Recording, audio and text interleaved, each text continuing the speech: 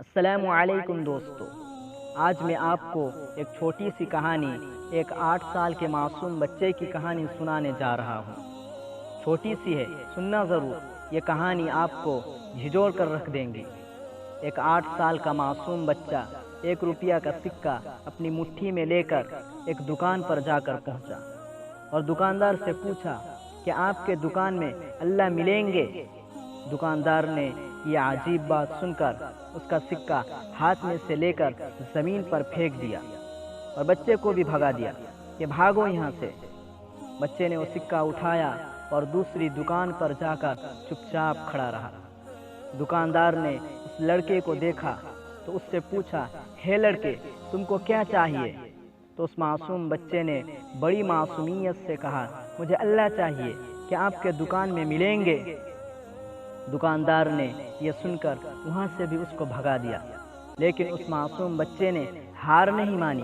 ایک دکان سے دوسری دکان، دوسری دکان سے تیسری دکان، تیسری سے چوتھی، چوتھی سے پانچویں، ایسا کرتے کرتے وہ 40 دکان کے چکر کاٹنے کے بعد ایک بوڑھے دکاندار کے پاس پہنچا اور اس سے بھی وہی سوال کیا، آپ کے دکان پر اللہ ملیں گے؟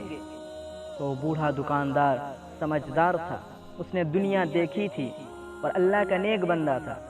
اس نے اس بچے سے پوچھا کہ بیٹا، تم اللہ کو کیوں خریدنا چاہتے ہو؟ کیا کرو گے تم اللہ کو خرید کر؟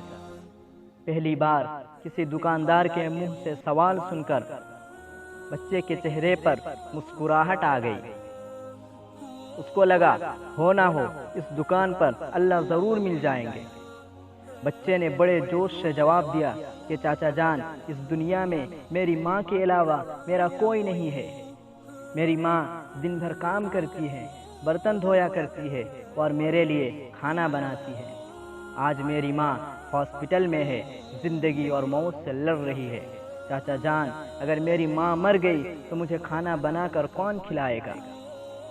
ڈاکٹر کہتے ہیں کہ اب تمہاری ماں کو صرف اللہ ہی بچا سکتا ہے۔ چاچا جان، آپ کی دکان پر اللہ ملیں گے؟ معصوم بچے کی بات سن کر بوڑھے دکاندار کے آنکھوں سے آنسو جاری ہو گئے۔ اس بوڑھے دکاندار نے 1 روپیہ لے کر ایک گلاس فلٹر کیا ہوا پانی بچے کو دیتے ہوئے کہا کہ بیٹا، اس کو لے کر جاؤ اور تمہاری ماں کو پلاؤ، اس سے تمہاری ماں ٹھیک ہو جائے گی۔ بچہ وہ گلاس لے کر ہاسپٹل چلا گیا۔ اگلے دن ہاسپٹل میں کچھ بڑے بڑے ڈاکٹرز نے اس بچے کی ماں کا آپریشن کیا۔ آپریشن کامیاب رہا اور بہت جلدی ہی اس بچے کی ماں تندرست ہو گئی، ٹھیک ہو گئی۔ ہاسپٹل سے ڈسچارج کے وقت ہاسپٹل کا بل دیکھ کر اس عورت کے ہوش اڑ گئے، تو ڈاکٹر نے انہیں اطمینان دلایا کہ آپ ٹینشن نہ لیں، ایک بزرگ آئے تھے اور انہوں نے آپ کا سارا بل چکا دیا اور ساتھ میں ایک چٹھی بھی دی ہے، یہ چٹھی آپ پڑھ لیجئے۔ اس عورت نے وہ چٹھی لی اور اس کو کھول کر پڑھنے لگی تو اس میں لکھا ہوا تھا، مجھے شکریہ کہنے کی ضرورت نہیں ہے، آپ کو تو اللہ نے ہی بچایا ہے، میں تو ایک ذریعہ تھا بس۔ اگر آپ شکریہ ہی کہنا چاہتی ہے تو آپ اپنے معصوم بچے کا شکریہ ادا کیجئے، جو صرف 1 روپیہ کا سکہ لے کر ناسمجھوں کی طرح اللہ کو ڈھونڈنے اور اللہ کو خریدنے میں نکل پڑا۔ اس کو پکا یقین تھا، اس کو پکا ایمان تھا کہ صرف اللہ ہی اس کی ماں کو بچا سکتا ہے۔ یقین اسی کو کہتے ہیں۔ اللہ کو ڈھونڈنے کے لیے کروڑوں روپے کی ضرورت نہیں ہوتی، ایمان اگر پکا ہو تو ایک سکہ بھی کافی ہوتا ہے۔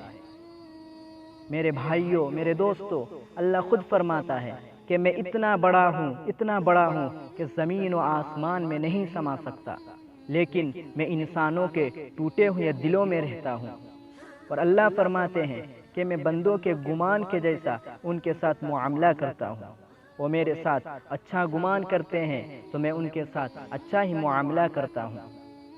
میرے بھائیوں، بہنوں اور دوستوں، ہم کو اپنے ایمان کو جانچنے کی ضرورت ہے، احتساب کرنے کی ضرورت ہے کہ ہم کو اللہ پر کتنا اعتماد، کتنا بھروسہ اور کتنا ایمان ہے۔ جب بھی ہمارے گھر میں کوئی بیمار ہو جاتا ہے تو ہم کو سب سے پہلے کیا یاد آتا ہے؟